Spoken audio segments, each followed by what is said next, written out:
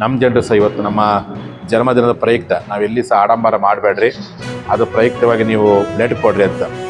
ಯಾವ ರೀತಿಯ ಬ್ಲಡ್ ಅಪ್ಪ ಅಂತಂದರೆ, ನಮ್ಮದು ಘೋಷವಾಕ್ಯ ಇದೆ, ರಕ್ತವನ್ನು ಚಲಿಸಿದ್ದೀರಿ, ಮೀಸಲಾತಿಯನ್ನು ಪಡೆದೇ ಮಡಿಯುತ್ತೇನುವಂಥ ಘೋಷವಾಕ್ಯದೊಂದಿಗೆ ಇವತ್ತು ಕರ್ನಾಟಕಾದ್ಯಂತ ಎಲ್ಲ ನಮ್ಮ ಪಂಚಮಸಾಲಿ ಯುವ ಘಟಕ ಮತ್ತು ಪಂಚಸೇನೆಯ ಕಾರ್ಯಕರ್ತರು ರಾಜ್ಯಾದ್ಯಂತ ಸ್ವಯಂ ಸ್ಫೂರ್ತಿಯಿಂದ ರಕ್ತದಾಸೋಹ ಶಿಬಿರವನ್ನು ಇವತ್ತು ಮಾಡ್ತಿದ್ದಾರೆ.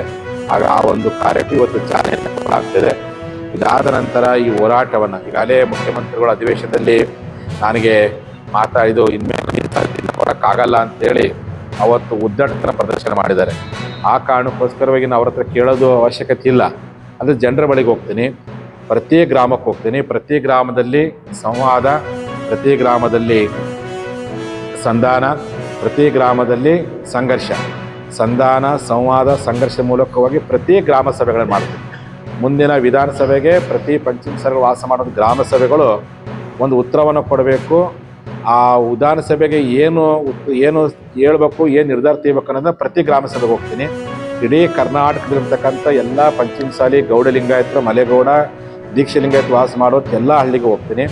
ಪ್ರತಿ ಹಳ್ಳಿಯಲ್ಲಿ ಗ್ರಾಮ ಸಭೆಗಳು ಮಾಡಿ ಆ ಎಲ್ಲ ಗ್ರಾಮ ಸಭೆಗಳ ಮಾಹಿತಿ ಪಡ್ಕೊಂಡು ಪ್ರತಿ ತಾಲೂಕು ಮಟ್ಟದಲ್ಲಿ ಪಂಚಮಸಾಲಿ ಪ್ರತಿಜ್ಞಾ ಕ್ರಾಂತಿ ಅಭಿಯಾನವಂಥ ತಾಲೂಕು ಮಟ್ಟದ ಸಮಾವೇಶ ಮಾಡಿಕೊಂಡು ಅದೆಲ್ಲವನ್ನು ಮುಗಿಸ್ಕೊಂಡು ಒಂದು ನಿರ್ಧಾರವನ್ನು ಸಮಾಜಕ್ಕೆ ನಾನು ಪ್ರಕಟಗೊಳಿಸ್ತೀನಿ.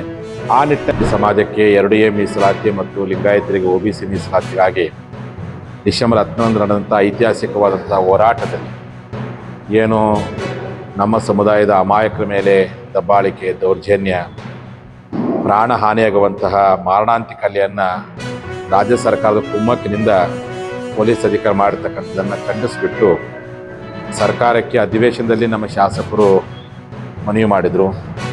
ಅದಾದ ನಂತರ ಅವರ ಮಾತಿಗೂ ನಮ್ಮ ಸರ್ಕಾರ ಹೋಗೊಡಲಿಲ್ಲ. ಅದಾದ ನಂತರ ಧರಣಿ ಸತ್ಯಾಗ್ರಹವನ್ನು ಮಾಡಿದ್ವಿ. ಧರಣಿ ಸತ್ಯಾಗ್ರಹವನ್ನು 4 ದಿನಗಳವರೆಗೂ ಮಾಡಿದ್ರು. ಯಾವೊಬ್ಬ ಜನಪ್ರತಿನಿಧಿ ಸಹ ಆ ಬಗ್ಗೆ ವಿಚಾರ ಮಾಡಲಿಕ್ಕೆ ಬರಲಿಲ್ಲ.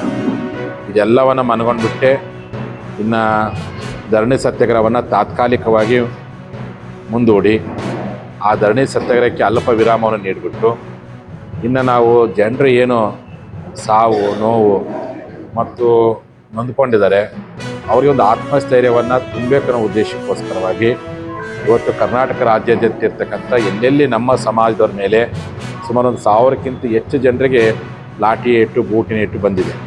ಅದರಲ್ಲಿ ಸುಮಾರು 200ಕ್ಕಿಂತ ಹೆಚ್ಚು ಜನರಿಗೆ ಕೈಕಾಲು ಮುರಿದು ತಲೆ ಹೊಡೆದಿದೆ. ಹಾಗಾಗಿ ಅವರೆಲ್ಲರ ಮನೆಗಳಿಗೂ ಸ್ವತಃ ನಾವೇ ಹೋಗ್ಬಿಟ್ಟು ಕೈಲಾದಷ್ಟು ಅವರಿಗೆ ಸಾಕಾರ ಮತ್ತು ಆತ್ಮಸ್ಥೈರ್ಯವನ್ನು ತುಂಬುವುದರೊಳಗೆ ಪ್ರತಿಯೊಬ್ಬರಿಗೂ ಸಹ ಇವತ್ತು ಬಸವ ರಕ್ಷಣೆ ಮತ್ತು ಪ್ರಮಾಣ ಪತ್ರವನ್ನು ಕೊಡೋದ್ರ ಮೂಲಕವಾಗಿ ಈ ಹೋರಾಟದಲ್ಲಿರ್ತಕ್ಕಂಥ